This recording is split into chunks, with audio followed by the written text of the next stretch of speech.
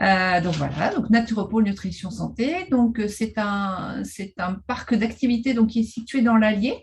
On a une petite carte sur la droite qui nous situe au niveau de notre grande région désormais. Donc on est assez proche du Puy-de-Dôme.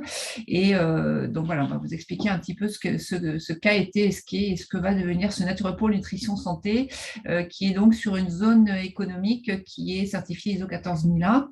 On le précise toujours puisqu'à l'époque, ça a été la première zone économique en Auvergne à avoir cette certification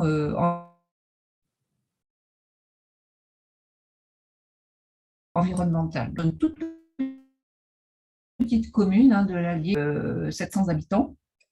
Donc voilà, donc on passe un peu d'une grande initiative, en tous les cas, avec la présentation de Monsieur Mangion. Alors nous, c'est un peu pareil, mais c'est un petit peu plus minus, mais on va voir en tout cas plus en détail.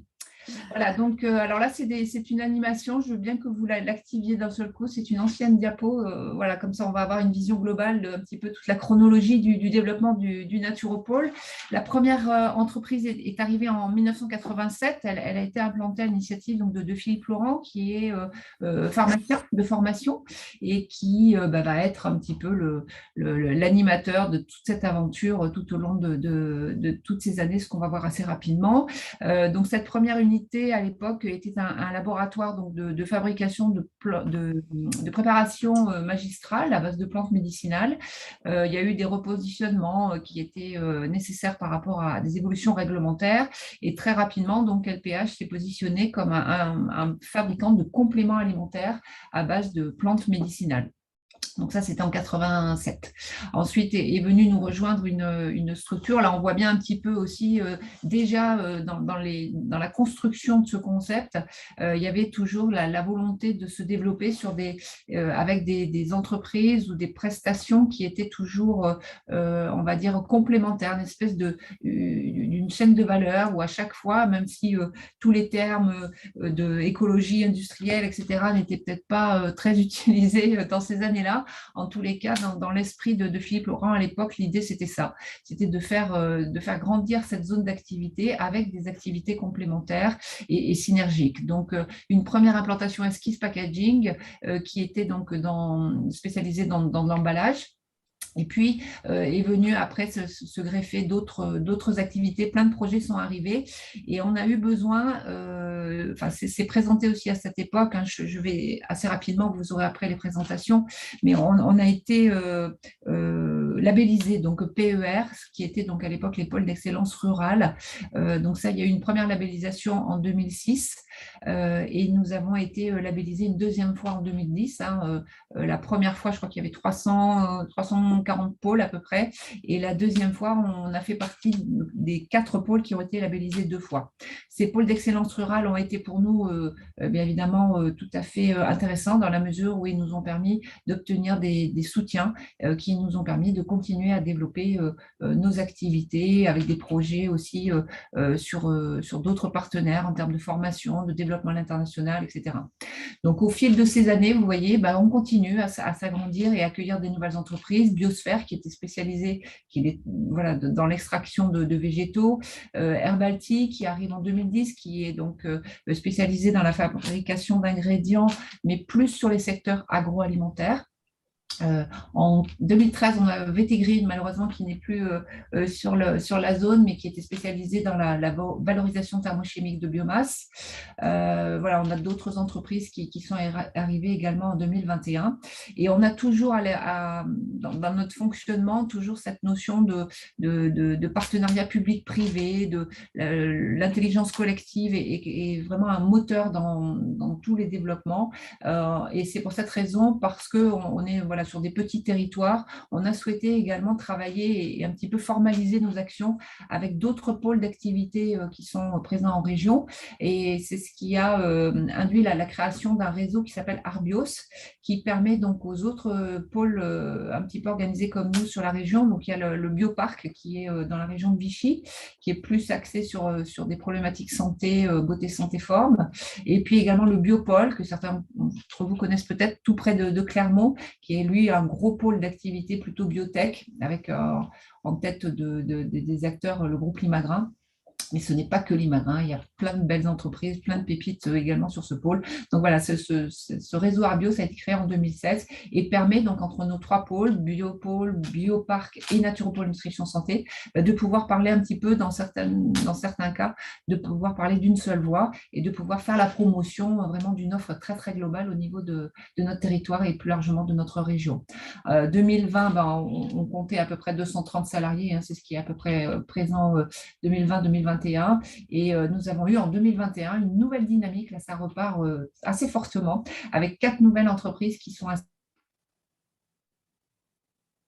installées, Prédiv, qu'on va présenter en quelques mots tout à l'heure, Delab, et puis également un fabricant de bougies, et puis un autre opérateur qui est dans les fermentés. Voilà, la dynamique continue, elle continue bien, et toujours, et c'est important, dans cette logique donc de création de valeur et de cet écosystème qui permet donc évidemment de ne pas avoir d'activité concurrente, mais bien au contraire des activités synergiques et complémentaires. On peut passer à l'autre diapo, s'il vous plaît. Je vais aller assez vite. Donc voilà, alors depuis 95, hein, puisque c'est vraiment là qu'on a vu la cohérence de nos actions, etc., on a pu donc être fidèle à ces principes fondateurs qui étaient chers au cœur de Philippe Laurent, hein, qui est un enfant du pays, hein, puisque si la question arrive, pourquoi il est venu à Saint-Bonnet, dans ce petit village un peu perdu, c'était au départ donc un choix par rapport à ses origines familiales. Et comme il est un petit peu hyperactif, il avait décidé de ne pas voir sa petite campagne un petit peu pas mourir, mais s'endormir en tous les cas. Et il a souhaité y créer son entreprise. Donc il y a des principes forts et une volonté forte de développer les territoires ruraux. Donc une implantation en environnement préservé, hein, pour ceux qui connaissent ou qui regarderont un petit peu le site, on voit qu'on est en pleine nature. Notre volonté de rechercher donc des sociétés de services avec toujours bien sûr le respect de l'environnement, la verticalisation des différentes activités. On favorise les actions croisées, ça c'est vraiment très important dans notre fonctionnement. De la synergie, alors évidemment sur nos sites, mais je l'évoquais rapidement tout à l'heure, avec également des acteurs en région ou même au niveau national, hein, sur des projets de recherche, des projets de formation, de la communication. Et puis avec aussi à terme une labellisation de produits ou de services, voilà, type écolabel qu'on pourrait mettre en place. Notre leitmotiv aussi, c'est vraiment toute cette problématique de prévention et de santé durable, hein. On est sur des actions tous très complémentaires, mais qui ont vraiment on va dire cette volonté de pouvoir agir au maximum en amont de tous les dysfonctionnements de la santé. Donc ensuite, on va voir rapidement tout ce qui concerne proprement dit l'économie circulaire. Donc, on a bien sûr des projets de production et de consommation d'énergie biosourcée en circuit court. Alors, c'est vrai qu'aujourd'hui, on a une taille qui, localement, est tout à fait significative, hein, même, je dirais, au niveau du département, même de la région.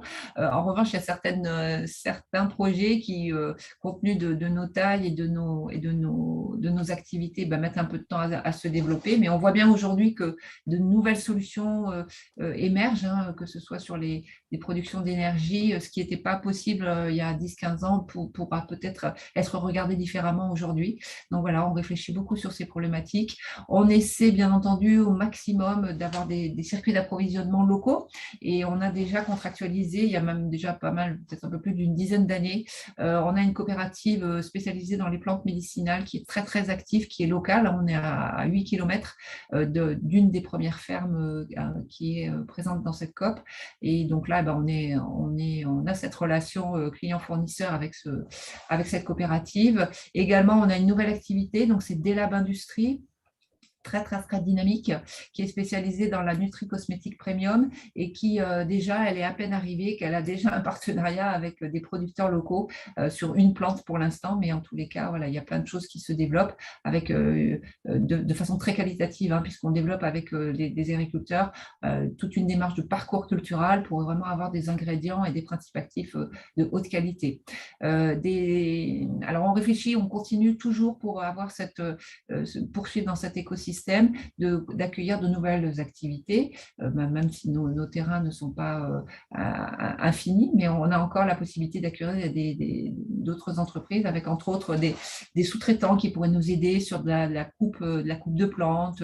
Voilà, enfin, il y a des petits projets comme ça qui sont dans les tuyaux.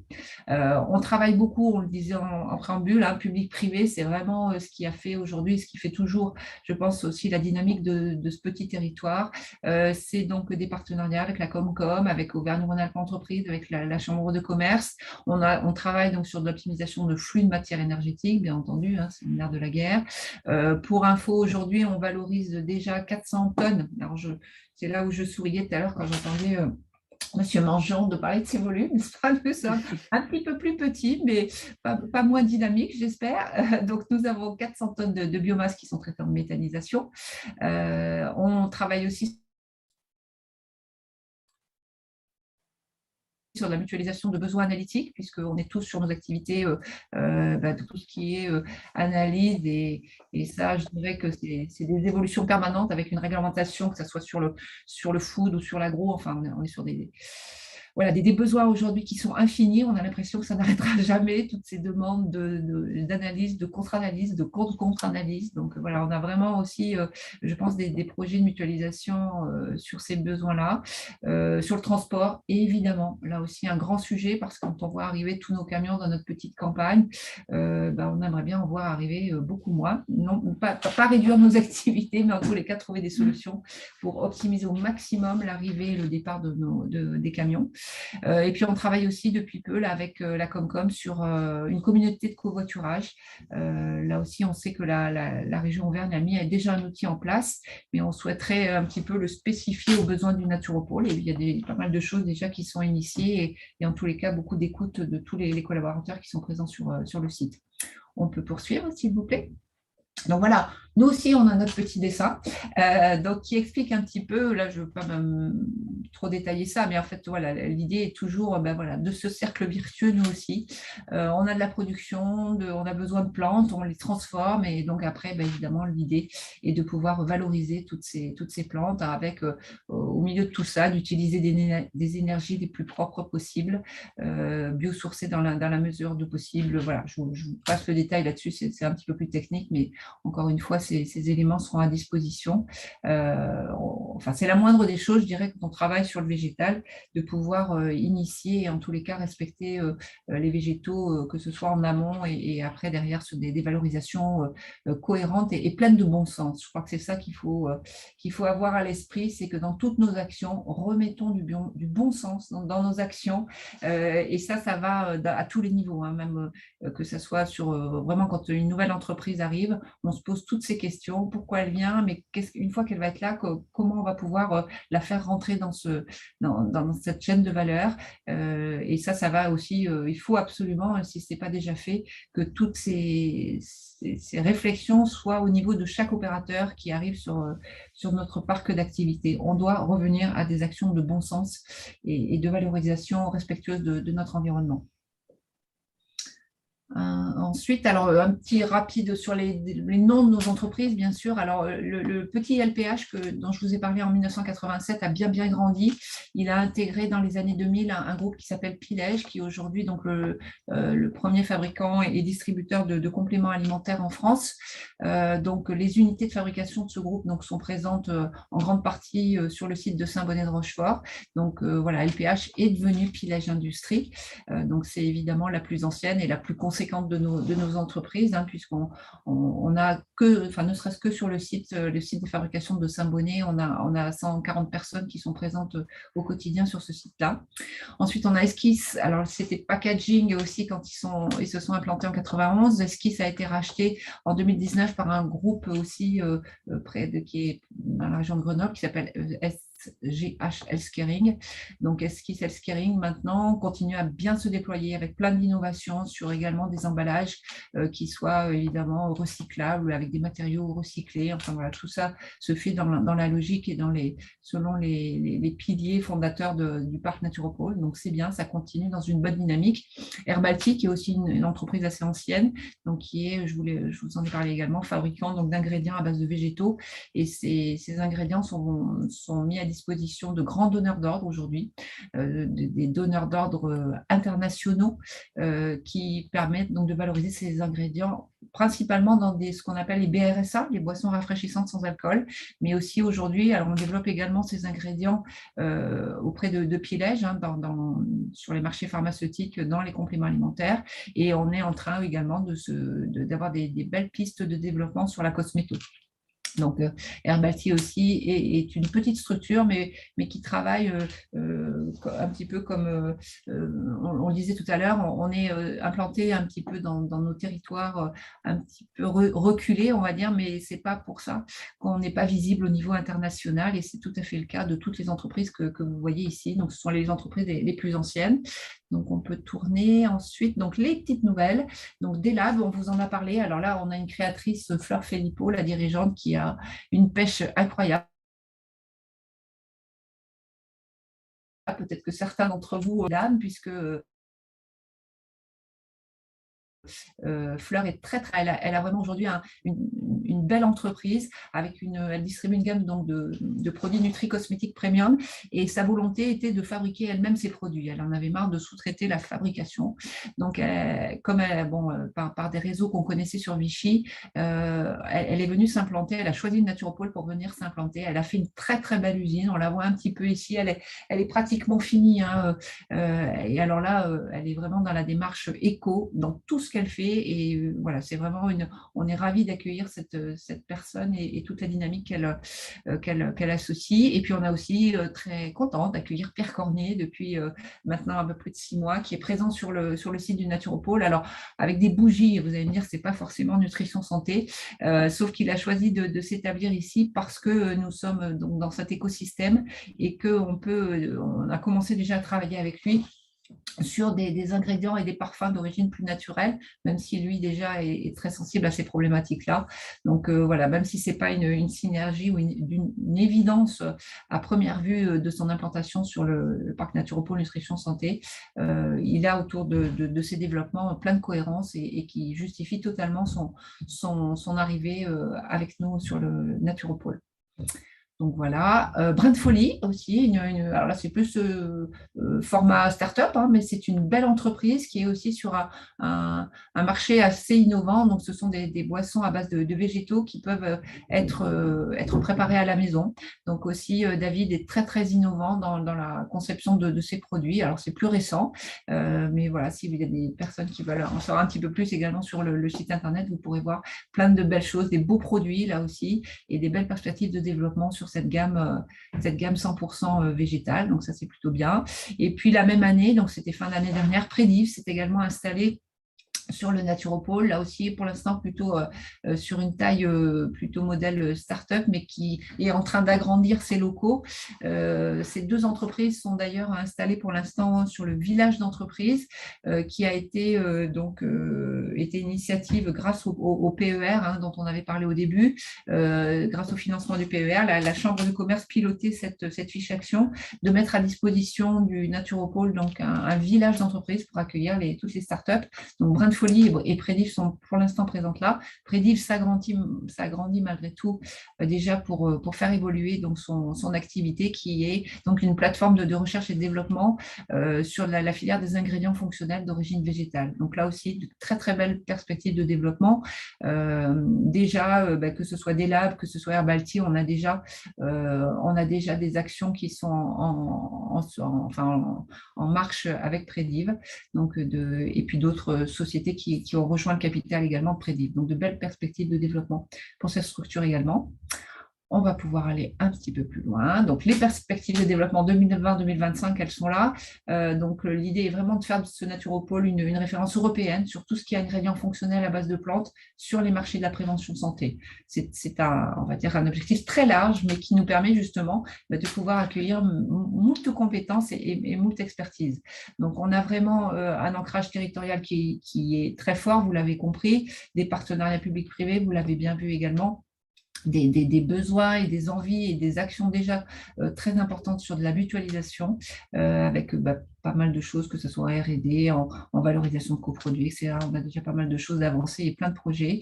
Des partenariats stratégiques à l'international, hein, on l'a vu, on est déjà avec des clients existants, mais d'autres projets. Et on travaille aussi pas mal avec VG Police. J'ai entendu parler de VG Police Vallée tout à l'heure. Nous sommes aussi adhérents et nous n'avons pas pu être à l'AG aujourd'hui, mais on ne peut pas être partout. Donc voilà, toutes ces structures aussi nous aident à nous développer et à nous faire connaître. Et on a également, pour tous les aspects formation, on avait signé une convention territoriale avec l'Université d'Auvergne et la Comcom aussi pour pouvoir avoir des actions synergiques avec les organismes universitaires de la région Rhône-Alpes, enfin Auvergne plus précisément. Donc là, quelques chiffres, hein, donc on en a parlé, bon, nos collectivités nous soutiennent beaucoup, ils nous ont permis d'avoir des zones qui sont bien aménagées avec des parkings, bon voilà, c'est tout bête, hein, mais c'est très pratique, qui nous permettent d'accueillir nos collaborateurs. La certification ISO, je vous en avais parlé, elle est très importante aujourd'hui, elle est renouvelée chaque année, c'est la Comcom maintenant qui a pris la main sur cette certification. Mais c'était la commune au départ qui avait développé ça, et c'est vrai qu'ils étaient une petite équipe et ils ont, c'est parfait. On continue à s'agrandir, il y a eu de nouveaux travaux donc, sur la ZAC. Donc voilà, là, je vous laisse passer donc 7 entreprises aujourd'hui. Donc, on voit qu'on continue à bien se développer. On l'a donc, on va dire, depuis l'année dernière jusqu'à, on va dire, 2023, on va représenter à peu près tous ensemble à peu près 21 millions d'investissements avec des créations d'emplois qui sont très significatives, évidemment, sur le bassin local. Donc voilà, donc ça c'était une petite diapo chiffrée. Le réseau Arbio, je vous en ai parlé, quelques mots tout à l'heure. Hein, vous retrouvez ici les acteurs principaux. Nous sommes donc depuis 2016 organisés autour de ce réseau, Bioparc, Naturopole et Biopôle. Donc ça donne un petit peu plus de cohérence aussi à nos actions. Donc voilà. Ensuite, nous avons été aussi en 2019, nous avons été reconnus parc d'activités économiques d'intérêt régional. Donc ça, c'était plutôt également quelque chose d'important qui a permis, entre autres, en termes de financement, d'aider à aménager la nouvelle zone d'activité, ce qu'on appelle Naturopole D, donc où sont implantés des labs et puis l'atelier des bougies. Donc voilà, toujours ces actions sur le développement du territoire qui nous permettent d'être soutenus et de pouvoir continuer la dynamique sur ce petit territoire de campagne. Voilà. Alors, une autre action beaucoup plus récente, mais qui n'est pas des moindres. On parlait de territoire d'industrie tout à l'heure. On a été également, donc l'année passée, nous avons pu avoir, dans le cadre du plan France Relance, nous avons pu avoir un soutien donc à hauteur de 800 000 euros sur les différents. On était 3 entreprises lauréates, oui, sur le Naturopole, donc Pilage Industrie, Herbalti et Esquisse. Et voilà, on a pu avoir 800 000 euros. Donc ça, c'est top aussi. Voilà. Toutes ces actions, évidemment, nous permettent de continuer à nous développer et dans la dynamique qui est chère, voilà, à tous les acteurs du Naturopole. Donc voilà.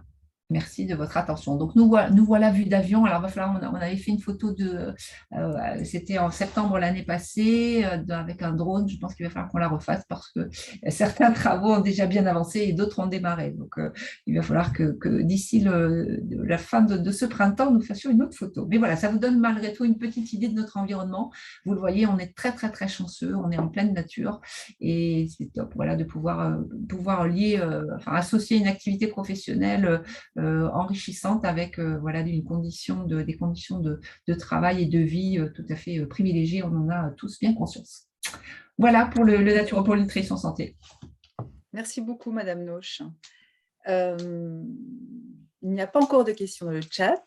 Est-ce qu'il y a quelqu'un qui a une question à poser en direct, comme tout à l'heure? Pourquoi pas, n'hésitez pas à prendre la parole, puisqu'on est un petit groupe ce matin, ou bien évidemment dans l'espace de discussion.